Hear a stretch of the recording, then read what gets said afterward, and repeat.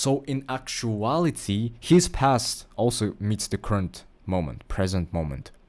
So what happens is both you and him are you're both in your own little bubbles of memory.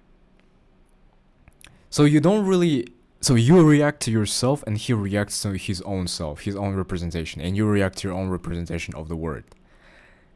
And nobody is actually fighting here, okay? Hello, my beautiful people, my beautiful sufferers. How to stop being triggered by 99.9% of people by seeing the mechanism of thought directly. Which is great because you don't have to do any extra steps. You already have what you need to stop being triggered by all the people. First of all, let's be transparent from the start. You have a problem, right? People around you, they trigger you, and certain events also trigger you. For example, loneliness, fear of uncertainty, fear of failure, and even those fears are based on people too, right? Feeling of failure only occurs in comparison with other people. Fear of uncertainty, usually about life, is also in comparison with other people. And of course, regular fears such as fear of judgment, shame, guilt, during and after interaction with certain people. You hate your parents. You probably hate your parents, or at least you hated your parents in a certain period of your life, and then you, because of the culture, because of the social norms and traditions, you feel bad about it, or you forgave them, but you didn't actually forgive them. It's just a cultural procedure, but you still react very negatively towards them or to people who are kind of like them. I started with parents because parents are essential, right? For most people, generally, it's the first social interaction when you are in this world, of course. And it gets translated into your everyday life, into your into your world of relationships. And based on that, some people make you feel very angry, correct? You talk to some people, you get anxious talking to them.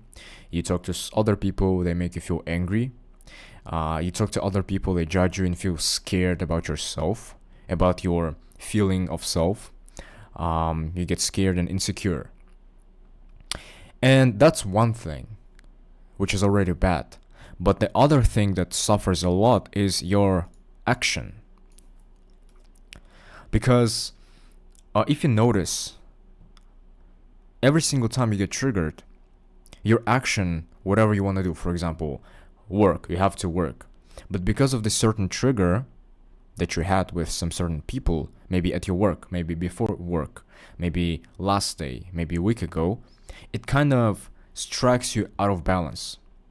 And you carry this feeling with yourself, and when you take action, it's not as powerful as it can be. It's kind of wobbly. It's very it's uncertain, and it becomes very awkward, very not convincing. So your action is suffering a lot. Especially in my case, shame is the number one feeling in my childhood. Shame, and it kind of freezes you. Actually, all those feelings, besides anger, I think, fear, insecurity, uncertainty, they all freeze you in a way. And when you take action, it's very limited action because all you think about is that problem. Or you don't take action at all because you freeze, right? Because you're trying to act, but you have this insecurity on your back and you can't really act and you don't show yourself up. You're afraid of being exposed and you freeze up and you waste your time. And then you blame yourself for it on top of it. And then you feel guilty about it on top of it. And because of it, you feel uncertain again. Because, oh my God, why I didn't do this action? I needed to do this. And because I didn't do it, I'm uncertain now and I wasted time. And then when you do take action, you remember why you didn't take action last time, which brings shame back. Oh my god. And you postpone your action again. All right, that's why you action, not only some physical action, but talking as well, social interaction. You want to talk to a person because of your experience with other people, because how other people trigger you. You expect certain consequences, and you're already scared, and you enter the action, which is talking to other people, having serious conversation, expressing yourself, saying saying your opinion or protecting yourself. You're not to the fullest protecting yourself, and everything sounds just wag, okay? And people don't take it serious, and people just, everyone can feel it. You also feel it in other people when a person is very hesitant. Or when you trigger another person, you can see, oh, I triggered this person. Or when you made a person insecure, or you made a person mad, or you made a person feeling a certain way. You can feel most of them. Right? If you remember the most charismatic people that you've met, or the most confident people that you've met, all their actions, which is walking, talking, looking, working, they're all very straightforward, actually. They just go, they talk, they just go, then do, they just go and ask, they just go, do this, this, and that. But we perceive it as something extraordinary, right? As something very outstanding, brave, courageous, charismatic, even though the person doesn't really do anything extraordinary. There is just no block between him and his action, which is this fire right here. And our goal, and I will show you, to remove this middle part here, so that all that's left is you and the action itself. By the way, also, if you notice, when you see people arguing and the person is straightforward, even if he is losing the argument in a context, right? I'm not saying this is right, this is wrong. In the context, if he loses the argument, you don't really see him as a loser, right? Or if he loses in sports, you don't really see them as losers. You just don't pick this up from them, you know? It just becomes whatever. Yeah, respect. But when you see other people and they're losing, they go mad. When you see other people that are losing, they feel sad. And you're like, oh, you pick this up very quickly as well. Okay, I'll show you. So, first of all, you believe that other people trigger you, that your childhood made you the way you are, your parents this, your parents that, this guy said this and he shouldn't have said that, those people react and looked at you this way, they shouldn't look at you this way, what's your problem, yada yada yada. Which is completely wrong. You react to yourself. And again, I will explain it when we will talk about the mechanism itself. You will see how it works. And another wrong action that you do is that you think that you need to go into more therapy sessions. You have to watch more content. You have to read more books. You have to have more understanding. You have to do something. Always, you have to add more knowledge, basically, to understand yourself better, so that then you can change your perspective on the problem, so that then you can change. However, no matter how much knowledge you add, it doesn't work, because memory doesn't care how smart and understanding or empathetic or intelligent you are. Memory runs automatically on patterns. And no matter how much you read, no matter how old you age, if you're old man, you still react the same way. You still believe in certain things, and by believing in certain things, you reinforce them, and you get triggered again, again, and again. Good news is that, as I've said, you don't need to do any extra steps. You can bypass all of them. And I'll show you why. Alright, so that's a little great shortcut. Now into the mechanism. Alright, so let's break down how your mechanism of thinking works. The personal charge. I'll explain what it is. So someone calls you, you're stupid, right? Put your own example in here. This is just a generic example. Someone called you, you're stupid, and you feel angry, scared, or insecure. And your action is weak now. Even if you want to confront this person, it's weak. Because you're triggered and you're reacting. You go into confrontation with reaction. And people can see it and you're already lost. This is it happening in a current moment. This is like a current millisecond, current second. He said, you're stupid, and you react as angry, scared, or insecure. Now, the only way for you to react this way to a certain words, the only way is from memory. It's not coming from somewhere out there, external, somewhere new, unknown. It's always coming from your past. This is the past here. From accumulated knowledge in your brain, in your memory. That's the only way, that's the reason you're reacting. Correct? So let's look at this more closely. So this is the past, from your childhood until the current moment. In the past, as you were growing up, you were picking up reactions from people, right? So reactions. You were picking up reactions.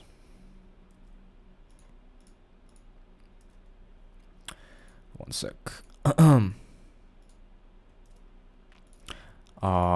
So certain people, so you were doing a certain physical action, for example, what we call misbehave, or what we call doing something wrong. For example, you did something wrong, your parents call you stupid. In the school, they call you stupid. In kindergarten, they call you stupid. And you understand the consequences of that, even though it's just a physical action. You just wrote a wrong number, for example. You just said something, and they put a label on the word stupid. You understand that it's negative culturally, and that's why you're afraid of it. You learned that it's stupid. You learned that it's inappropriate. You learned that it's wrong. And now you understand it clearly. It became a pattern.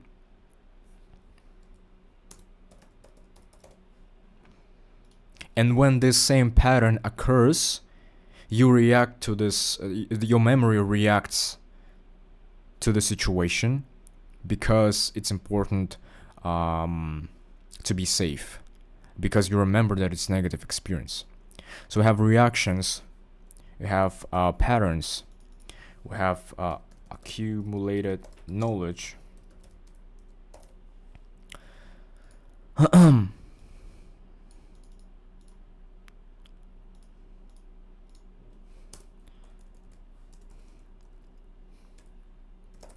Accumulated knowledge, and so on and so forth. So in the current moment, remember, when someone calls you stupid, instantly the whole bubble, the whole memory reacts to the trigger, which is you're stupid. This whole bubble is activated, the certain fragment of memory. And you feel unsafe. And you become angry, scared, and insecure. Does it make sense? So your past is meeting the future, which is current moment. I mean, not the future, the current moment. In the current moment, like millisecond, nothing is happening. Words were said, you're stupid. Once stupid is ended, the word stupid was ended. It's done, it's over. It's limited, it's over. But it has such a strong charge, it becomes personal. Everything from the past gets brought up, and the past meets the current moment. And now you're stuck inside your own head. And you react to your own translation of you're stupid. Give it a second. Now the interesting part, you can put the same thing to the person saying it. Here.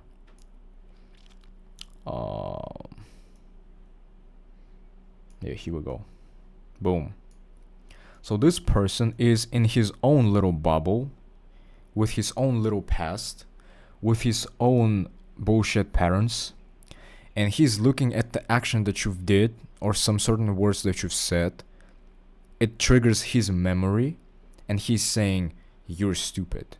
So he's calling stupid not you, but his own memory, his own label on the situation. And you get triggered to your own translation, to your own projection and representation of the situation. So in actuality, his past also meets the current moment, present moment. So what happens is both you and him you're both in your own little bubbles of memory. So you react to yourself, and he reacts to his own self, his own representation, and you react to your own representation of the word. And nobody is actually fighting here, okay? Nobody is actually getting triggered externally. You fight with yourself, this guy fights with himself. But in the current moment, there is no real communication happening. Because you understand the word you're stupid, he understands the word you're stupid, you both learned English along the way in your childhood, and you both learned the meaning of this word with its own trigger in your own way. Of course, it's all same, it's all similar. All of us who are English speakers or who learned English, we understand the word stupid is, in a certain context, it's negative, correct? But the way you learn it may differ. Not by much, but might differ. So he understands that it's negative, he learned it as well, and he's saying it on purpose to you. You feel angry, scared, insecure because you also learn it and you react to your own your own negativity. Let me give you another example. Imagine if that person was a Chinese person, and he's telling you stupid in Chinese. I'm not a Chinese person, but this is apparently you're stupid in Chinese. So he's saying you're stupid in Chinese, and you don't speak any Chinese, and you don't really react, because this specific word, this another language and culture, wasn't learned by you. And because it's not learned by you, you don't pick up the intonation in this language, you don't pick up the meaning of this language, it's just random sound. And when he says that you're stupid, even if he's negative, you don't react the same way you react here.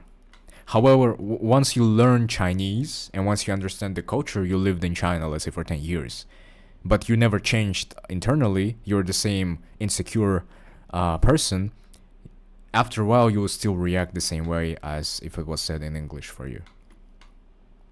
So when he says you're stupid, this is your little bubble, there is zero context for you.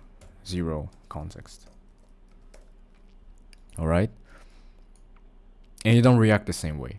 That's why, by the way, if you noticed, if you guys are travelers, if you travel a lot, I was traveling a lot, by the way, we have the same pattern. Especially people who move to a new country, for the first month or 3 months, they feel so excited, right?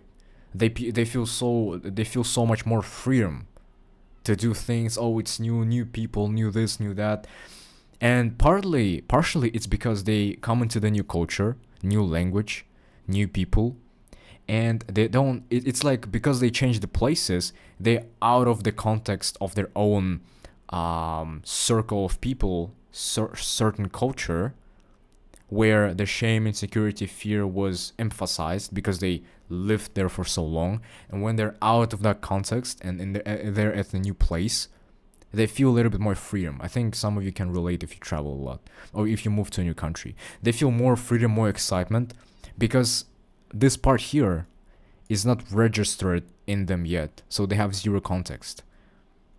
And they feel more brave, more confident. But it lasts for a couple months. Then they return back to reacting this way again. Because they gained nothing. They didn't go into it. They didn't get any insights about it.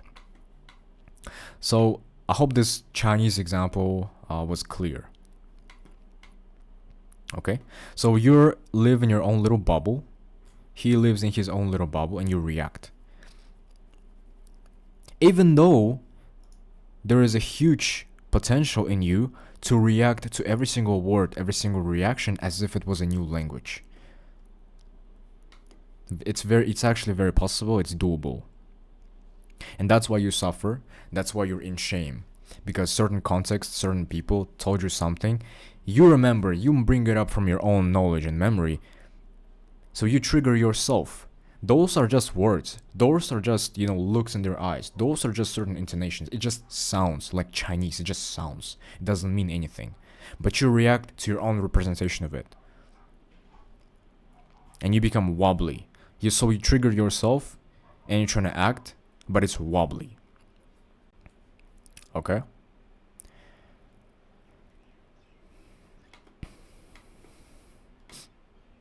So, let me give you another example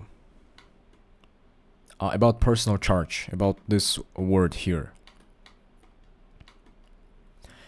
Imagine that you see two people arguing, two random people. This is a random person, and someone else calls this random person as stupid. You're stupid. And this person gets angry, scared, and insecure. When you look at this as an outsider, right, you feel it differently. It's less personal. It's no personal at all, actually. It's less automatic. It's less charged. And you can see situation clearly, right? For example, you see a couple people, they're arguing. This person says and judges another person. You don't really feel anything. You can feel bad for this person here, but there is no fight in you, right? It's not personal. It's not personally charged. Zero personal charge. And you can see the situation clearly and even protect that person if this person is being a dick, as an example. Or you can, use your logic and be like, wait, so I don't see anything wrong with this random person. This is bullshit. And then you give him advice. Imagine this is your little bro or a little sister, or it's your good best friend. And you seen the situation and you're telling him, hey man, it's nothing. Those words mean nothing. You can do it. It's alright. Yada, yada, yada, yada. And you start explaining him, listen, this happened. It's like, it's all good. Don't worry about it.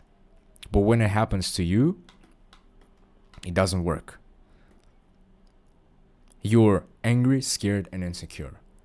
And you cannot rationalize it. You can't.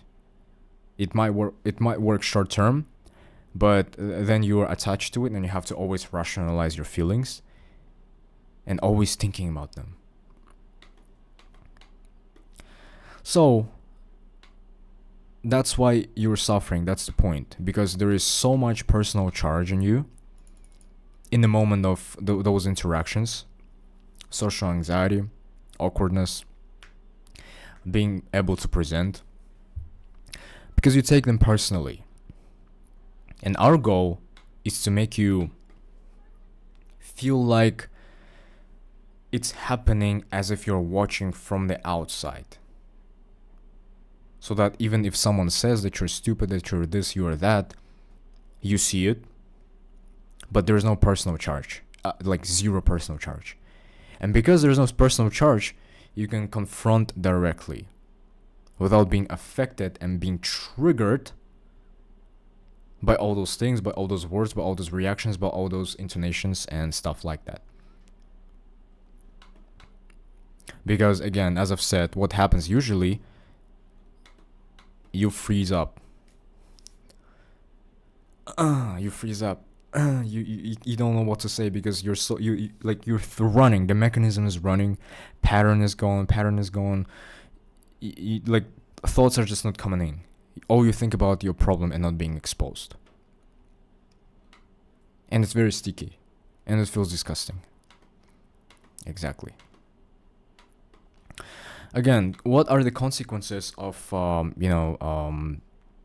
not understanding how your mechanism works? Memory, again, as I've said, memory doesn't care how smart and understanding you are. Please remember this. Memory doesn't care. That's why all the books that you've read, all the videos that you've watched, all the techniques that you tried, all the meditation that you've tried, therapy sessions, they don't work as good. You just add more knowledge on the situation. Another person is telling you, oh, you have to look at this from the other perspective, and you're trying to see your situation from another perspective. You start rationalize it, but it doesn't work because it's personally charged. You're not working at the source. Memory doesn't care how smart and understanding you are, because memory runs on itself. When you got angry and insecure, or when you're in shame, imagine when you're in shame. We share this feeling all over the globe. It's an amazing feeling because we can just pinpoint exactly. When you're in shame, imagine this moment. When you're embarrassed, you're in shame, you feel insecure because, let's say, someone made you feel like you're not as smart as you think you are, for example, even though it's another illusion. Don't worry about it. In the moment, on top of that feeling, on top of that context, there is a fear and very like interesting feeling of tensing up. You want to hide, and it's such an uncomfortable feeling, right? Even though it's just a feeling, uncomfortable, it's another label on the feeling. So you feel tense up, and you can't move, right? Even if you walk away, it's like you feel like, again, you're exposed and everybody's looking at you. And when you're trying to confront it, no, I'm not this, no, I'm not that, you're trying to take action, it's wobbly. Even this action becomes a shameful action, embarrassed action, because you have no clarity on it. You're just acting out of that reaction, so you're already late. This is why confidence techniques, confidence building, changing your personality, they all collapse under pressure. When you calm, like, interesting thing, right? When you calm down, you can think about all those concepts. Oh, I have to change myself, I have to be this, I have to be that. But in the moment of anger, insecurity, and shame, it doesn't work. Under pressure, it collapses. You performed on top of the charge. Personal charge, your memory already working. But you don't confront personal charge. You work on the content about personal charge. Oh, I'm shameful. You put a label. Oh, I'm shameful. So now the past is working again. And by the way, you're not controlling those reactions. You feel shame, and then after a while, when you calm down, you were saying, oh, I just reacted this way. No, you didn't react. It was automatic. And it was personally charged. That's why you couldn't do anything. Because it's memory. You can't go against your memory. It's living thing. Right? Sensation is a living thing. You feel tension. It's living. And you're trying to calm yourself down by using dead words. Dead words are from memory. How they don't work together. The charge was never touched. The personal charge in the moment was never touched, because nobody showed you what it actually was, and I'm showing you. So on top of this bubble and your endless suffering, there is a strong personal feeling in your body, which reinforces the idea that it's real, even though it's just memory playing. So now, when you see and understand how thinking works, how the past and accumulated knowledge works, and you see it running in real time, that's the real transformation. When you see clearly what's going on, and in the moment of this reaction arising in you, not analyzing it. Because when you analyze it, you want to change it. When you get angry, when you get insecure, you want to do something about it. By thinking about it, or by taking some physical action to change it. But once it's running, whatever you do, it's not gonna work, because you apply words to a feeling, sensation, all the thinking that's already running. You didn't choose it. You didn't choose to react this way. It's automatic. So all you have to do is work not on the content, but on the moment itself, which is seeing in the current moment this reaction, how it's moving. And that's where transformation happens. In my case, I was so obsessed with this whole thing, right? Because, I was just a regular working with content. I'm like analyzing, okay, I feel ashamed. Okay, I have to breathe. I have to talk to myself. Okay, nothing is happening. This happening. There is nothing there. Which is just thinking about the situation. thinking about the shame. So shame is already present, it's already running, and you just add more thinking on the shame. And it's not, seeing is not understanding. Even in this video, you might look at this video, you might look at me, you might hear me, you can make conclusions about it, but it's not going to change, because next time something or someone triggers you, it's going to affect your action. You're going to remember, oh, in this video he said this, in this book I read this, so this is this is that, which is already what? You're already late. You're already talking about the content on the content, not working actually with this thing. And it's very transformational, because when you see how it's working in the real moment, you just understand that it's about nothing and it's directed towards nobody, because it's all in the past. It's behind you, literally. It's behind you, running and fighting with itself. When you apply knowledge to fight with your shame, this knowledge is also was learned from the past. It's dead. It's not a living, moving thing. So dead thing is trying to fight with another non-existing thing, which is another idea, and you're trying to convince yourself that it's not you in order to feel better and get rid of the feeling. It's not gonna work. It's intellectual work again. You're doing content.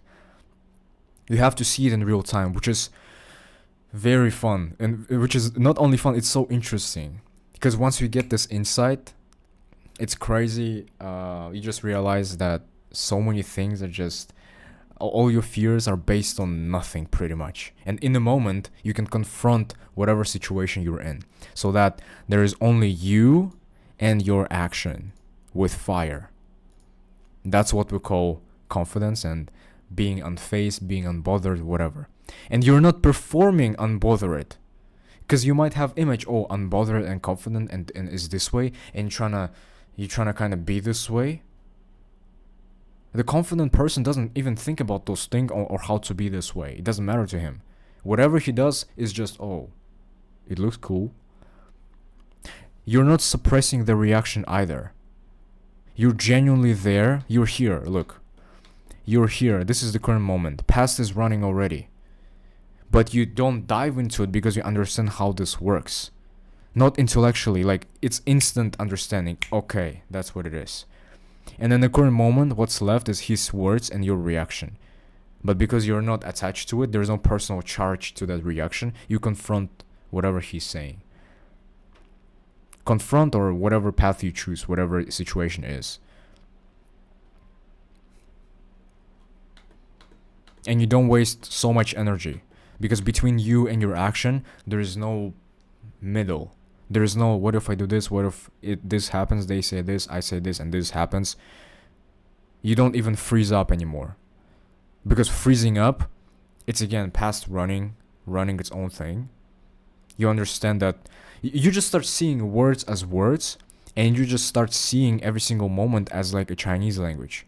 It's like you understand the meaning of those words, but I said you see it as a Chinese, not you forget all the words. Of course not. There is no need. You can't forget words that you've learned.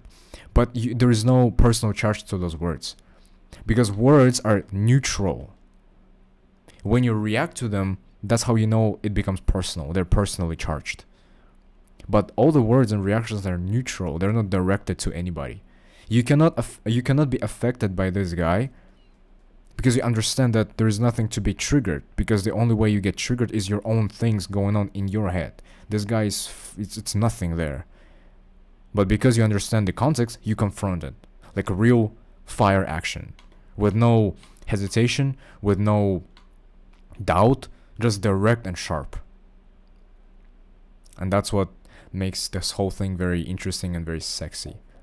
Let's say you want to record a video and you're uncomfortable. What if I say this? What if they think I'm boring? What if my editing is not good enough? Yada yada. No. None. You just go record, analyze. It's practical. It's easy to obtain. I can do this better. You improve, move on, do better video, more views, nice feedback, do more. Nice, I learned a new skill. You want to talk to somebody. Should I say it in this way or in this way? Words become non-important to you, because words don't matter. What matters is if it's direct action, or through all this forest of, oh my god, if I say this, if it's shame, if it's embarrassment, yada yada yada. Words become less important.